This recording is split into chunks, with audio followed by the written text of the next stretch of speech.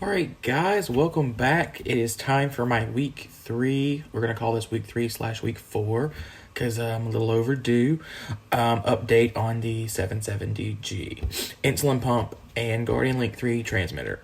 So, I haven't had any issues with the pump whatsoever. Pump has been running great.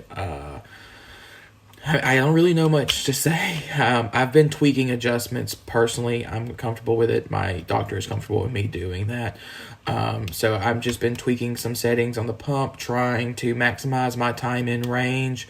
I did find out this week that if you change your personal low settings and your high settings within, I believe it's Smart Guard. Let me hop over there right quick just to check. Options, Smart Guard, yes.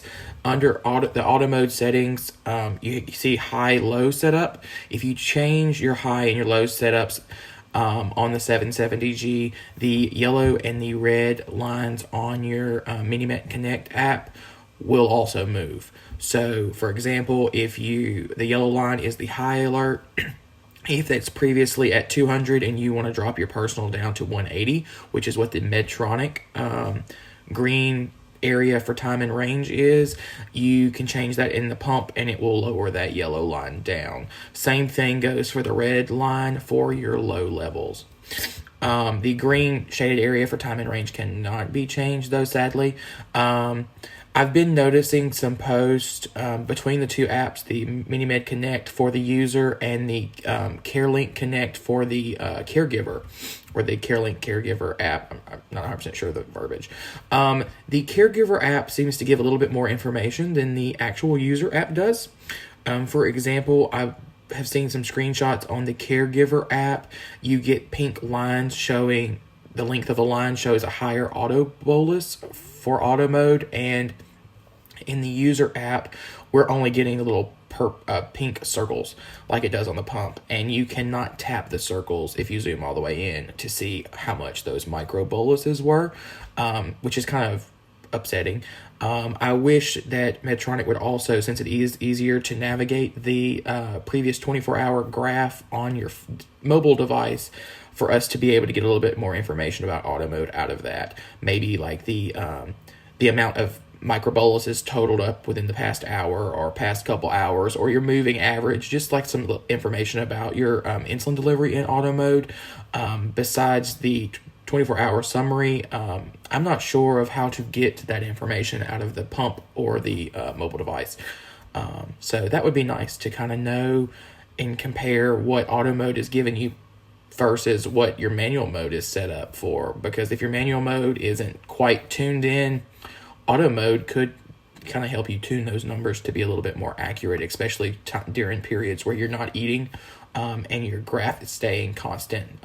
Those hours, particularly through the night, could be very beneficial to help users make their manual modes more accurate, especially when they're doing sensor changes and auto mode has to be turned off. Excuse me. Those are the settings that I really like to see Medtronic push out in future app updates. That, as well as I had a list mentally in my head. Being able to clear notifications and things like that from the phone to the pump. I know we're a long ways away from being able to do boluses and stuff from a mobile device and have that pushed to the pump, but at least being able to clear off the notifications. I know that some women typically wear their pumps in places that it's not easily accessible. And the same goes for me and some of my pants. You know, like if I'm sitting down, it's super easy to grab my phone off of a desk and clear the notification versus trying to lean over and fish my pump out of my pocket or in the car. You know, if you stop at a red light or something and you check the notification to see what's going on your device, it's super easy, because when I have to remove my pump out of my right hand pocket while driving, or while I'm in the car, excuse me, not necessarily driving, I have to remove the seatbelt. And that's a little bit of a hassle. You know, you try to get in a rush and you don't want to accidentally get your insulin pump tubing stuck in the seatbelt thing. So, you know, those are just common things that I would like to be able to see in the future with Medtronic. As far as the Minimed Connect app, I have seen online through Facebook a couple people showing issues with the app connecting to their transmitter. I myself have experienced this.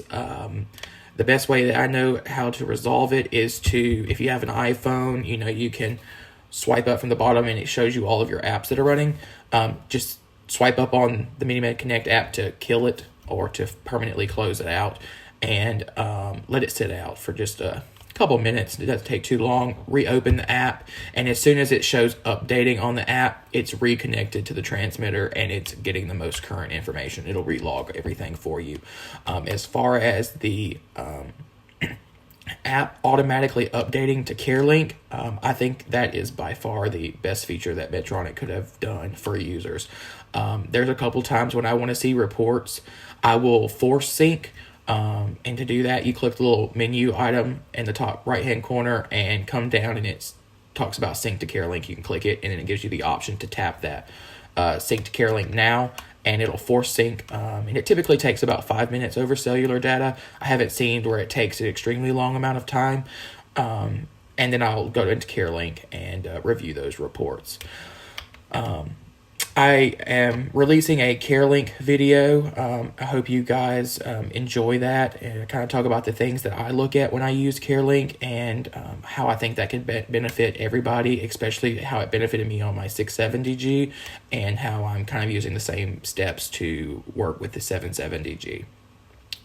CareLink, I cannot say this enough, I wish they would get tablet support. I have an iPad Pro, and at one point in time, Google Chrome would allow me to log into CareLink, and it would think it was a Mac, and I could review my reports easily there. I really hope that Medtronic makes that step within the next year or so. It's just so much easier to be able to look at reports and quickly download them and save them if I want on my iPad versus my MacBook. I don't always carry it with me. It's quite old. I'm surprised it even handles editing these YouTube videos, but it does. It's old and heavy, and it's just so much easier for me to carry around the iPad and to look at my reports and stuff on that. So that's all I got for you guys this week. Going to be a kind of short video. I hope you guys are enjoying my videos. I know several people have commented on them and said that they have. I can't ask you anymore to like and subscribe. I'm trying to get the channel out there so that way we can reach a broader audience and hopefully help more people with their Medtronic pumps. I've seen a lot of frustration with Medtronic and the 670G, and I don't want people to continue having those problems. I am working on a video about my success in auto mode, how auto mode functions, and how hopefully we can get more people to use auto mode and have better success with it altogether. So be looking for that video in the next couple days. Hopefully tomorrow I'll get it out, but if not, definitely by midweek. So anyway, hope you guys have a good rest of your week and a good start to 2021, and I will talk to you guys later. Thanks.